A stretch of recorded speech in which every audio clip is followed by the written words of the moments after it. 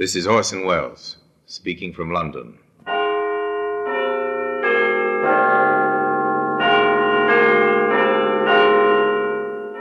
The Black Museum, a museum of death. Yes, here in the grim stone structure on the Thames which houses Scotland Yard is a warehouse of homicide, where everyday objects, a fountain pen, a cufflink, a high-heeled shoe, all are touched by murder. Here's a scarf, torn and ragged, the faded tartan, a cheap reproduction of the honorable colors of the Stuarts, red with green blue crossings and a double-over check of white and yellow. This scarf belonged to Walter Hoffman Piewski, known to the police and his friends in the underworld as the Pike. There's no doubt about this scarf being his property, Superintendent. He was wearing it when he was sent to Dartmoor 10 years ago. The description tallies, does it? Exactly. It's all written down in the prison property book, even to the patch on it. So the Pike's our man. Right, we'll get him. And get him they did. And all because of a scarf, appropriately known in Cockney circles as a choker. The Pike applied his choker to a human throat, the throat of the driver of a post office van. The Pike pulled the choker too hard. It was instrumental in convicting him of murder, and that's why it's earned its place here in the Black Museum.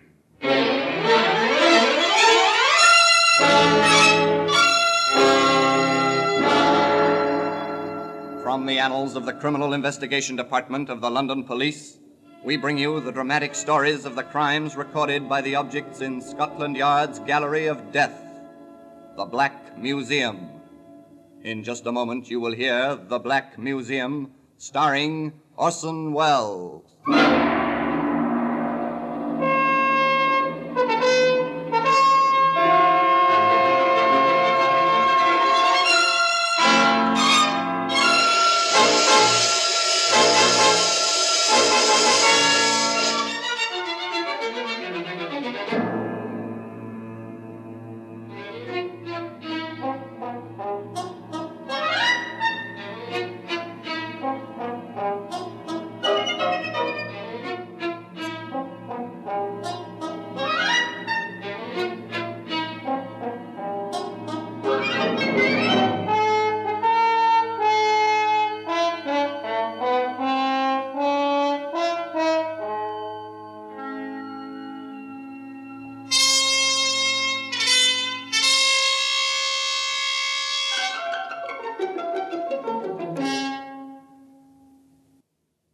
Now, The Black Museum, starring Orson Welles.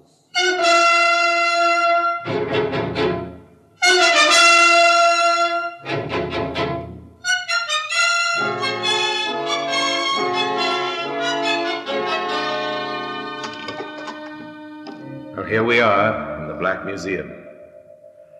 Beyond these gray walls, the mighty roar of London never stops. But in here, it's quiet. Come with me under the frieze of death masks, the masks of criminals of bygone days, suspended grimly under the ceiling. Come. To our right and left, rows of murder exhibits, each one carefully labeled. That cut-glass scent spray, it's attractive even now. Might even take its place on Madam's dressing table, till we stop and read the label written under it. Yes, it's been used to spray anesthetic over the faces of helpless women as a prelude to murder. No sickly aroma now, as we squeeze the bulb. Except for its grim associations, the fragile exhibit is insignificant, easily broken. But it was strong enough to hang the man who used it. There's a brass candlestick. Over there, a taper to go with it. Now, here we are. Here's what we're looking for. The faded tartan scarf. As I take it out of the showcase, I ask you to come with me back to the time when this scarf was new, 15 years ago. Walter Piewski bought it from a stallholder in one of London's famous street markets, Petticoat Lane. Yes, we'll take one of the scarves, mister. Right, sir. Finest worsted woven. What's your clan? Campbell's, Cameron's, MacDonald or MacLeod? All genuine tartan today down from the islands. All right. I've bought it already. Don't need to give me that stuff. I'll take this one. It's the Stuart, and better than that you cannot do. Not half a nicker, not 5 bob, half a crown, and cheap at the price. Thank you very much. Come and get your Scotch chokers from Honest John Mackay. If your neck's warm... While you're Honest warm John over. continued his honest trade, the pike went about his own particular business. It was less exhausting than John's, and it was work from a public call box. In professional circles, they called it the hospital trick.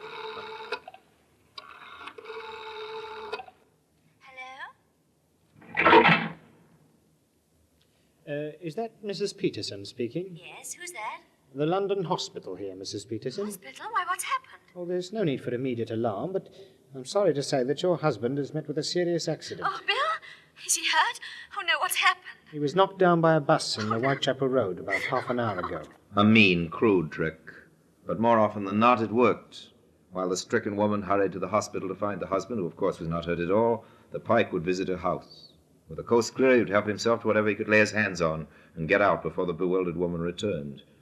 And you notice that the pike could almost camouflage that accent he had. This gift gave him a confidence which was almost his undoing. One time when he and some friends were removing the entire contents of a house while the owners were away on holiday. What about the piano, Pike? Do we take that? Of course we take everything. Who'd think of moving house and leaving the piano behind, eh? You'll get us blooming well, aren't you, Will? OK, boys, piano next. Oh, crikey, the phone. Here, what do we do about that? Let it ring, I suppose. Oh, maybe someone's seen the van outside and checking up. I'd better answer it. Yeah, go easy, Pike. Don't worry, Ed. I know my job, don't I? Oh, yeah.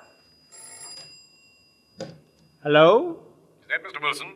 No, I'm awfully sorry. He won't be back until about 7 o'clock. I'm his brother-in-law. Can I help you? If your sister's there. Oh, Julie's just gone out for half an hour. Can I take a message? Yes, I think you can. I'm her brother. Who the blazes are you? Quick, boys. Let's get out of here. Righto.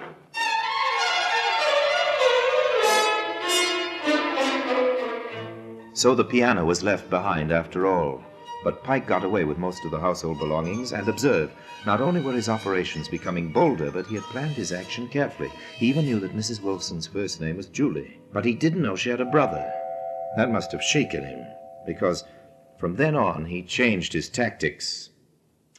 The Pike entered the motor racket, a racket which was to take him in turn from Dartmoor prison to the scaffold.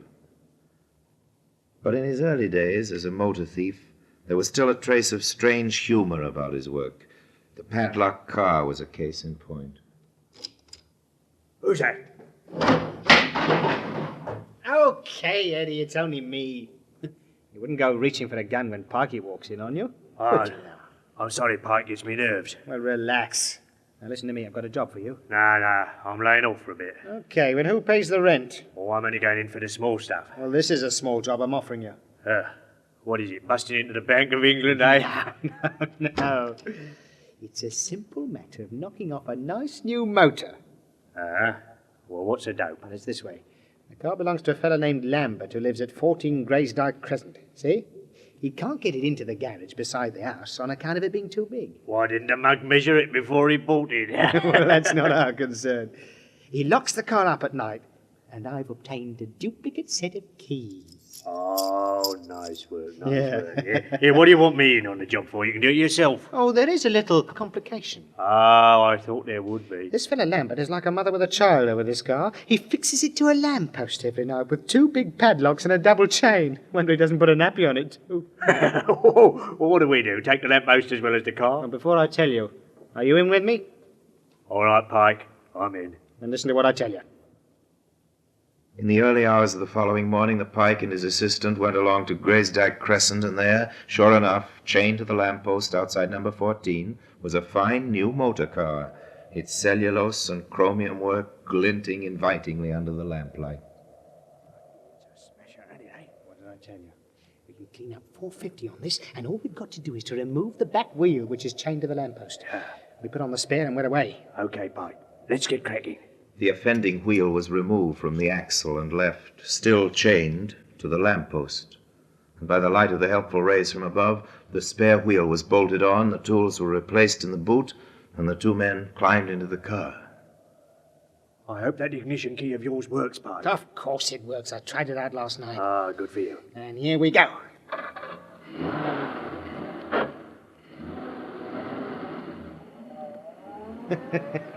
I told you it was going to be easy, didn't I, Ed? It's money for old rope. You're a good one, you are, Pikey. Just let me know when you need any more help. I'm your man. Walter Pievsky pulled his tartan scarf snugly around his throat and agreed that he would certainly keep his assistant in mind. The car itself was taken to a garage, where its numbers and appearance were carefully changed and, in due course, found its way by devious routes back to the open market.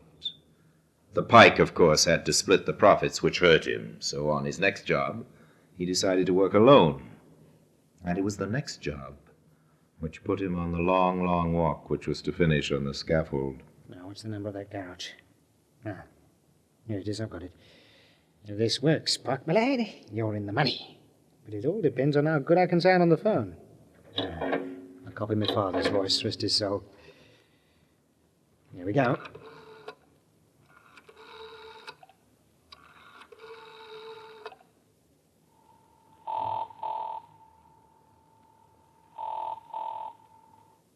Green's Motors, good evening. Hello? Brins? Yes, sir. Can I help you? My name is Maurice Bluet of 17 Granford Court. Oh, yes, sir. I know. The big block of flats in Collerton Drive. That's right. I am staying here with a friend, Major General Lewis. Oh, yes, sir. He tells me that you have a new Rolls Coupe in your showroom. Yes, sir. Indeed we have. Yes, well, I'm anxious to take such a car back to the continent with me, but time is pressing. Are and, you at 17 Granford Court now, sir? Yes, if someone could bring round the car, I should like to see it. Right, I'll be with you in a quarter of an hour, sir. Are you sure that is not too much trouble? Oh, no trouble at all, sir. Thank you very much for ringing. Thank you. I should be waiting for you. 15 minutes later, the car drove up to the block of flats. The driver salesman got out and went inside. Entering the lift, he went up to the third floor and knocked on the door of number 17. Needless to say, the occupier had never heard of either Maurice Bluet or Major General Lewis. But while the questions and explanations sorted themselves out, Walter Pievsky was already driving the luxury car toward the garage where practiced hands were waiting to completely change its identity. First, what the Pike did not know was that he had provided the police with a vital clue that was to lead him first to prison and then, by reason of the tartan scarf, to the gallows. But the scarf was yet to earn its place, of course, among these strange exhibits here in the Black Museum. In just a moment, we will continue with The Black Museum, starring Orson Welles.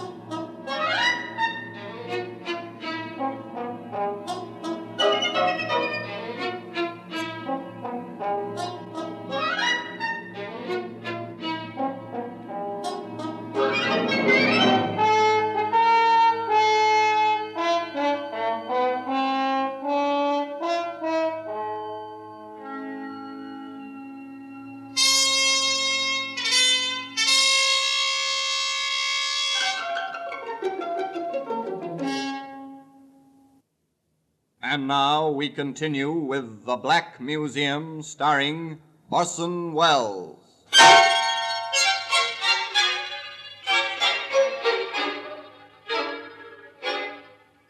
We return to Walter Pievsky, known as the Pike, elated at the success of his confidence car trick. He made a handsome profit on the rolls, and despite the fact that the police subsequently traced it, they never traced the theft back to the Pike, not until he tried the same operation again. Certainly he changed the district, but, as is so often the case with a regular criminal, he develops regular habits, and the routine served up to the local garage was almost exactly as before. Yes, I'm staying with Sir Leslie, and he tells me you've got that straight 8 in the showroom. I'm most anxious to take a car back to the continent with me, but time is pressing, and I'll you be see, delighted to bring the car round to you right away, sir, if that's convenient. if you're sure that it's not too much trouble. No trouble at all, sir. I'll be with you in 10 minutes. Oh, that is most kind. Thank you. Excellent. But you wouldn't think it was so excellent from your point of view if you knew what was happening at the garage, Pike.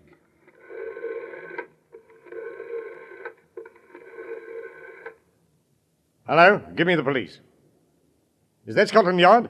Yes, information room. Listen, my name is Slater.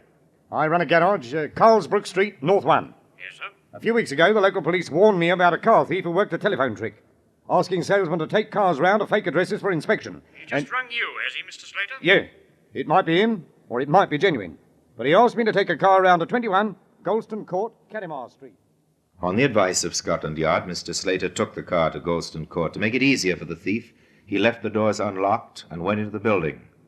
When he was safely inside, the Pike left his telephone box and walked smartly over to the waiting motor. There were just two things he didn't know. First, an ignition wire had been snipped. And second, he was being watched. She'll never start until that broken wire is mended, Pike. You're wasting your time. You're going to waste a lot more time, too. 7 years, to be exact. Hello, sir. You having a bit of starting trouble? Oh, hello, officer. Yes, I don't know what's happened here. I'm used to this sort of thing, so is the other constable here. Oh, there's 2 of you. There's a lot more at the end of the road. Suppose you hop out of there and let us see whether we can't get the car going for you. No, I can manage. All the same, you might let us have a go for you. Okay. That's the idea. Are you the owner of this car? Hold him, George. He's got a knuckle duster. Let me go, you swamp! No, you don't. Oh, guys, put the bracelets on him, quick. You all right, 71? How is he? Looks as if his jaw's broken, Inspector. Right, take this man to the station. What's his name? I'm choking. Very well. I'm charging you with grievous bodily harm and resisting arrest for the attempted theft of this vehicle. There may be further charges. There were further charges, including the theft of the big rolls. Walter Piewski, alias the Pike, had played the same game once too often, and a search of his flat in the East End produced more evidence of his varied career in crime. The police had been waiting for him to make his first mistake. This time he'd done it. At the Old Bailey, he pleaded guilty to over 100 crimes, and there were hundreds more with which he was never charged. He was sent to prison for 7 years, and immediately on his reception, his personal belongings were entered in the property book. And he was wearing the tartan scarf, which later was to hang him. Juliet, grey, 7.5. Collar, 16, brown. One scarf, red background, green and blue stripes, white and yellow overcheck. The Clan Stewart. How do you know that, Peevski? The fellow I bought it from in Petticoat Lane told me. I'll take his word for it. Oh, there's a small tear, 5 inches from one corner. Been roughly patched. Better put that down. Don't worry, boys. I won't accuse you of doing it. Don't when I you come worry. out. I'll be retired by then.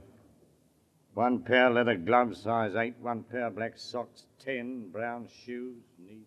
The tartan scarf had been duly entered, and little did the retiring prison officer dream that his hastily scribbled details were to be subsequently brought up as key evidence in a murder trial.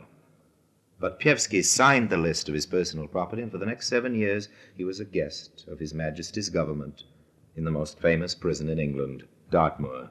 But in 1946, justice had run its course. The Pike was given back his personal property, which included the tartan scarf, of course, all duly signed for, and so he was released upon a battle-scarred London. Time passed, and he added to his lawful wages by meager pickings from the black market, and more time passed, until one day the inspiration came to him like a bolt from the blue. He mulled it over in his mind. He carried out the research, and not until the plans were cut and dried did he put Ed Javison in the picture. This is it. This is going to be the clean-up, Eddie. Yeah, what is it, Pike? We're going to stick up a post office van, see? A post office van? Shh. I've been standing in for a chap selling papers right outside a big post office in the West End. Every night I watched the mailbags coming out and going into the vans around 6 o'clock. And the other night I hired a car and followed one. It cut through Preston Mews to Park Lane. Did you say you hired a car? Yes, what about it? Never mind. Go on. Well, I had it out 3 nights and I found the vans don't change their route. It's the Mews every time. Cuts off a bit of traffic, you see. Yeah, go on. Now, the Mews are very dark. Badly bombed and no residents that I could see. Yeah, I'll get it, yeah. All we have to do is get a fast car and wait there until the last van comes through. Yeah, how many are there? Only 2. We draw our car out in the path of the second one, as if we were going to back into the garage, see? Yeah. The van stops. Yeah. We fix the 2 men in it, fill up our car from the back, and bring the stuff back here to sort. To salt? Oh, I like that. Yes. Here we can bring it through the back way. When do we do it? Well, I think our most profitable haul will be tonight, Friday. Well, what about a car? Oh, you can leave that to me. And Walter Pievsky ran true to form. He wanted a fast car in a hurry. He applied the methods he knew. He worked the telephone trick on a young and trusting motor salesman who duly delivered a shining, high-powered limousine to a block of flats. As he disappeared into the entrance full of expectation, the Pike drove off rapidly to Braston Mews, where his partner was waiting for him. The timing was perfect. As the car stopped, the first post office van was already approaching. Here, keep your head down, Ed.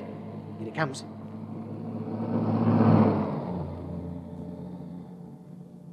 The second one won't be more than a minute or so behind. We must turn the car broadside onto it. How did you get this batter? I'll tell you later. It's hand-picked, see? Plenty of room in the back for the luggage. There we are. Nothing can get by now. What happens if something tries to get through before the van arrives? We make way for it. It can come back another night if necessary. Here, what's this? It's the van. We're going to be all right. Nobody about. Couldn't be better. Now, get out. Yeah? Keep your chin tucked into your scarf like me. Righto. Pretend to be pushing the car. Right. What's up, Conktown? Oh, yes. Afraid so. Yeah, could you give us a push? Sorry, mustn't leave the van. Oh. Well, look, in that case, I wonder if you'd like to earn yourselves 10 bob, eh? If you could ring this number for us when you get to your own destination, it's my garage. I'd log on and send a breakdown for you, eh? That's the idea. Oh, don't mind doing that for you. I'll do it for nothing. Oh, thanks, Tom. You're very kind. If you got a pencil, I'll jot down my name. It's rather a difficult one. Here, here's a pencil.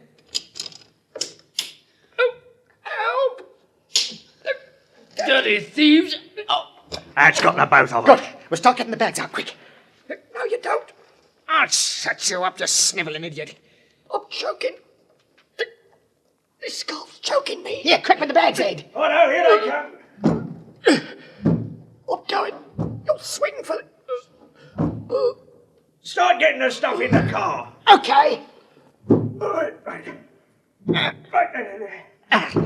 Oh, I reckon that's about as much as we can take. Here. Oh, what's happened to the driver? Oh, don't worry about him. Get moving. Here, look at his tongue. His eyes. You've killed him. Stop talking. Get on with the job.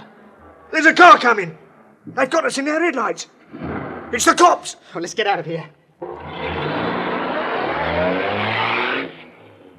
Oh, tight on the corner. Keep going, they're after us. Oh, watch the traffic lights. They're red. Something's coming. Oh, we got through. Oh, I thought we'd had it. Oh, the police car's held up by the other car. But get away, Ed. We're going to make it. Put them in! Slow up, we can't get round! Ed Javison died in that crash, so mutilated that his body could not be identified. By some miracle, the Pike escaped and staggered away into the shadows. But his tartan scarf was still round the throat of his victim, lying in the mews. Now let Superintendent Brandreth take up the story of the hunt. Well, the hunt was soon over. In fact, as soon as the car was reported stolen, I had a call from one of my inspectors. I thought you'd like to see this. What is it, Harrison? Oh, stolen car. Well? Well, I've checked with criminal records, sir. And there was something familiar about the method. Calling up a garage and getting the salesman to deliver the car to a block of flats. Mm-hmm. Now, here's the list of men who've practiced that. Now, these 2 are inside at present. Yes. This one's going straight. Well, he's out of London anyway. That leaves this one, Walter Pievsky. Yes, sir. The Pike. Know where to find him? He's sharing a place with a man named Javison in the East End. Right. Bring him in. Here, sir. But before the pike was picked up for questioning about the car, his scarf was found in Branston Mews. The car was immediately recognized as the one which we believe Pieski had stolen. So in theory, the evidence against him was already piling up. If he was the car thief, he was probably the murderer as well. But I needed that extra piece of evidence. I called for everything that was known about him, including the list of his personal property which he had signed in prison. It was a shot in the dark, but it yielded results. There's no doubt about the scarf being his property, Superintendent, even to the patch on it. Within 24 hours, the pike was caught. Still dazed by the car crash, he offered no resistance. In due course, he was convicted of the murder of William Price, the driver of the post office van. And at 8 o'clock, one cold morning in February, he was hanged. All because of this tartan scarf, which has earned its place today in the Black Museum. Orson Welles will be back with you in just a moment.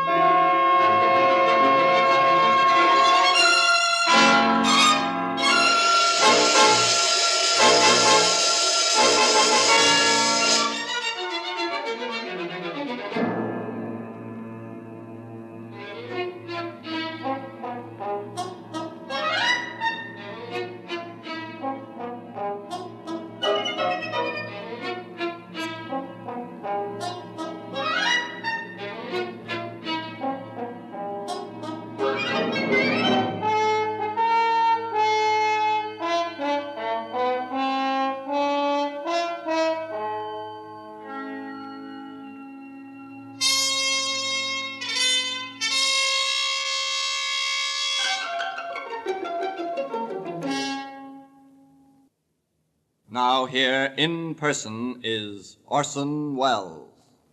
Under English law, there are no degrees of murder, and the death sentence has to be pronounced on a man or woman convicted of the crime.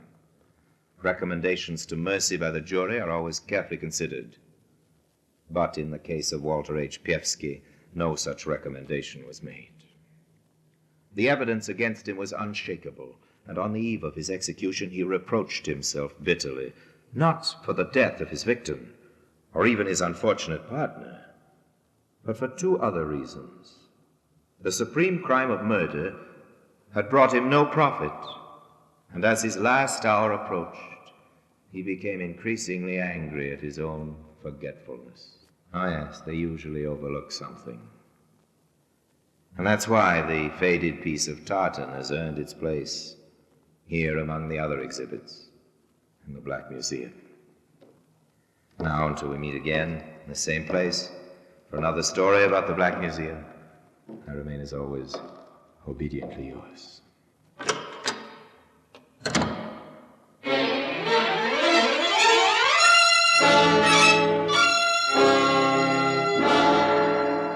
The Black Museum, starring Orson Welles, is presented by arrangement with Metro-Goldwyn-Mayer Radio Attractions, with original music composed and conducted by Sidney Torch, produced by Harry Allen Towers.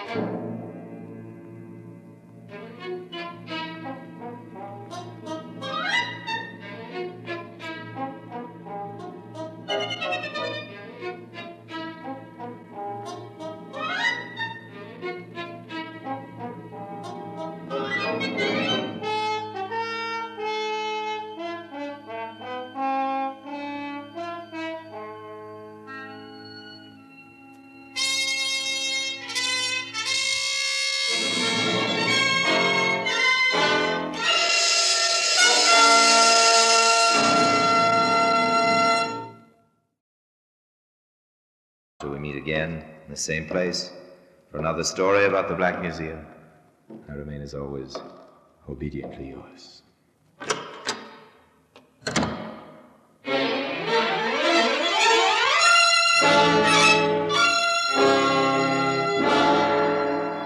Black Museum, starring Orson Welles, is presented by arrangement with Metro Goldwyn Mayer Radio Attractions, with original music composed and conducted by Sidney Torch, produced by Harry Allen Towers.